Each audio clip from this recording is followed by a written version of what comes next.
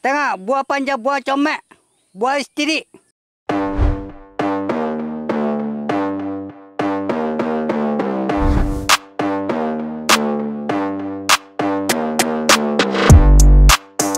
Assalamualaikum warahmatullahi wabarakatuh. Saya Muhammad Huzaifah bin Cik Liah, merupakan pengurus projek di Pertubuhan Peladang Kawasan Marang. Sekarang kita berada di tempat projek fertigasi di Kampung Temala. Projek ini merupakan projek korporat Pertubuhan Peladang Kawasan Marang. Untuk sekarang kita menanam petola variety LF2 Millionaire dari Crop Power. Kita tanam ni sebanyak 700 polybag. Untuk makluman, kita baru first time tanam. Sebelum ni kita tanam petola variety dari jenis lain. Saya membuat keputusan untuk nanam Millionaire ni. Saya nak tukar pula, nak tengok macam mana keadaan pokok, keadaan benih, keadaan hasil dia macam mana. Alhamdulillah sekarang ni pokok dah mengeluarkan hasil. Kita dah harvest selama seminggu lebih. Mana saya tengok pokok buah petola ni dia ada kelainan sikit, keunikan dia juga. Saya tengok buah ni, buah dia cantik, dia straight.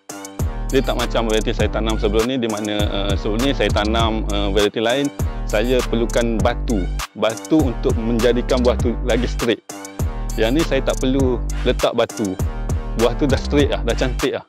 Dari segi penjagaan dia, jimat lah masa saya, pekerja saya untuk buat kerja-kerja tu.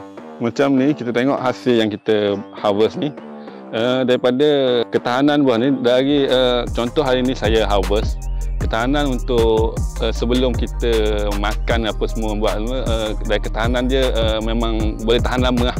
Saya tanam ni sebab dia variety yang pertama, jadi saya pasarkan, pertamanya saya pasarkan kepada pengguna akhir.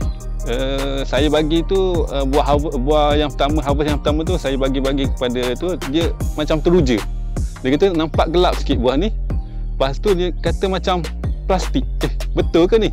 Dia ingat ke saya buat main-main je kata. Saya suruh dia pegang, dia rasa betul buah. Dia kata macam plastik, macam mainan kanak-kanak. Dia kata.